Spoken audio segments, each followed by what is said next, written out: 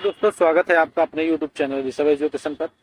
तो आज हम लोग बात करेंगे जो 17-18 फरवरी 2024 को एग्जाम है उत्तर प्रदेश पुलिस का। स्पेशली लास्ट स्ट्रेटजी क्या होनी चाहिए पढ़ाई की।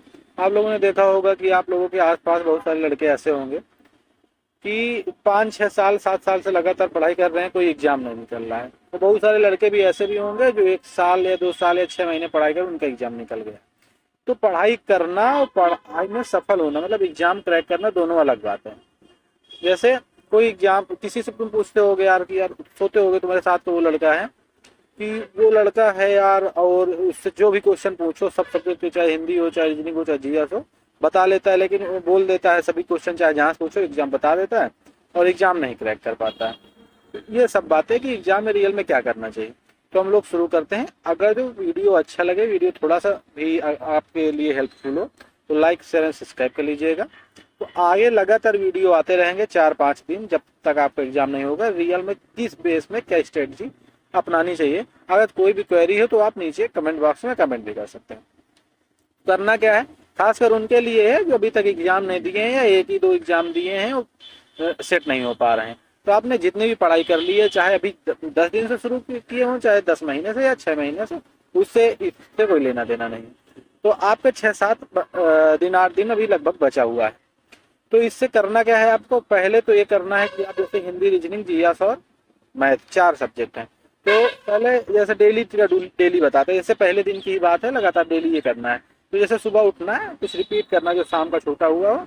इसके बाद सुबह उठना है, पहले जो हिंदी उठाना है, हिंदी की एक एसटी लगाना है। जैसे बहुत सारे लोग बोलते हैं कि बहुत सारी एसटी लगाओ, जैसे पूछे क्या करें यार लास्ट दिन में एसटी जरूर लगाओ। तो एसटी लगाना कैसे, पहले ये समझ लो।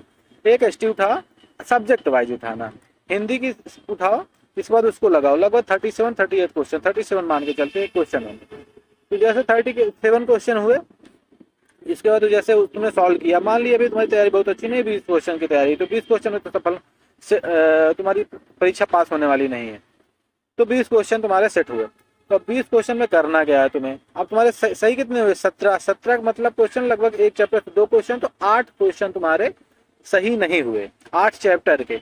मतलब आपका 8 चैप्टर नहीं कंप्लीट है। तो वह एसटी समझ लो कि इसे रखो, जो चैप्टर है उसे नोट करो किस किस चैप्टर से छूटे हैं।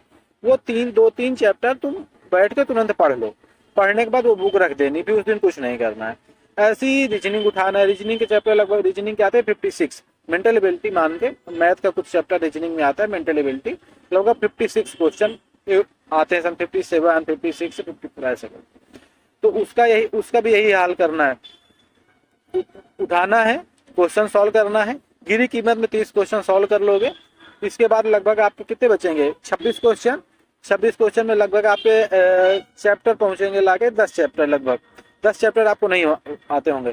तो फिर बुक उठाना है या नोटबुक उठाना है या क्लास उठाना है, 2-3 चैप्टर तुम्हें समाप्त कर देना है। ऐसे मैथ और जीएस की बात करनी है। यही चीज स्ट्रेटजी करना है। जीएस में ये टोटली नहीं कर सकते, तो जीएस में रिवीजन ज्यादा करता है, तो जीएस में कर लेना है। लेकिन जीएस अगर ना भी करें तो जीएस का रिवीजन करते रहें, वो समझ में आ जाएगा। ये ऐसे ही दूसरे दिन करना है। अब दूसरे दिन जैसे हिंदी लगाने जाओगे तो जो 2-3 चैप्टर आपका कल कंप्लीट नहीं रहा होगा, वो आज कंप्लीट हो गया होगा। तो आपके नंबर जैसे 20 आ रहे होंगे, तो अगर 3 चैप्टर अब 26 नंबर आने लगे होंगे। अब 26 आए तो आपका लगभग 12 क्वेश्चन, लगभग आपके 12 क्वेश्चन मतलब आपको 5 चैप्टर या 6 चैप्टर कंप्लीट होगा। तो आज फिर जैसे आप पढ़िएगा तो फिर 2-3 चैप्टर आप लगाइएगा हिंदी के। एसटी दिया, 12 क्वेश्चन नहीं आए, 12 क्वेश्चन के बाद मैं देखा कि 5-6 चैप्टर है, उसमें 2-3 चैप्टर मैंने आज याद कर लिया, तो वो मेरे कंप्लीट हो गए। इसके बाद ऐसे ही रीजनिंग में करना है। आज उसके नंबर 30, अगर तुमने 2-3 चैप्टर लगाए होंगे तो 2 चैप्टर के नंबर क्वेश्चन तुम्हें आ जाएंगे। अब वो जब आ जाएंगे क्वेश्चन तो 2-3 चैप्टर आपके कम हो जाएंगे। जब 2-3 चैप्टर कम हो जाएंगे तो फिर कल भी यही स्ट्रेटजी करना है। लगातार मैथ रीजनिंग हिंदी पे लगातार यही स्ट्रेटजी चलती रहेगी। 5-6 दिन में निश्चित ही आपके नंबर बढ़ेंगे। आप एक दिन करके देख लीजिए, एक दिन एक एसटी लगाइए तो दूसरे दिन वो लगाइए, तो नंबर आपके बढ़ेंगे तो बढ़ेंगे, ये इसमें कोई दो राह है ही नहीं। और करना क्या है, जैसे शाम को जो आपने एसटी तो लगा ली, हिंदी भी पढ़ लिया, अब आप करेंगे दूसरे दिन फिर एसटी नहीं, ये नहीं करना है। दूसरे दिन जो आपने हिंदी पढ़ी है या दूसरे दिन जो आपने जीएस पढ़ी है, उसको पहले रिवीजन, सुबह उठना है, उसका रिवीजन करना है 1 से 1.5 घंटे बाद। इसके बाद आपको एसटी में बैठना है। और डेली टू डेली ऐसा ही वर्क करते रहना है, तो आपका डेली इम्प्रूव होता रहेगा। आपको जैसे आप 20 हिंदी में 20 क्वेश्चन आज बनते हैं, तो आप कल करेंगे तो आपको 25 बार बनेंगे, इसके बाद 26, 27, 28 बनेंगे, 30 बनेंगे। लगभग हर दिन आप 3-4 क्वेश्चन इंक्रीज करेंगे। रीजनिंग में ऐसे ही 3-4-5 क्वेश्चन हर दिन इंक्रीज करेंगे। लगभग आपके पास अभी 10 दिन है, 10 दिन में अगर आप ऐसी स्ट्रेटजी अपनाते हैं तो आप एग्जाम सॉल्व कर लेंगे, एग्जाम निकाल लेंगे। और यही एक स्ट्रेटजी है।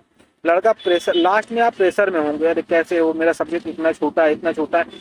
सब्जेक्ट जो छोटा है उसे छोटा रहने दो, जो भी छोटा है आपको करना इतना है, ये स्ट्रेटजी अपनानी है। आपको 100% आपके नंबर इंप्रूव करने में स्ट्रेटजी काम नहीं आती है तो कहना, मेरी खुद की अपनाई हुई है, खुद है। वो इस समय मैं यूट्यूब पुलिस में कार्यरत हूँ।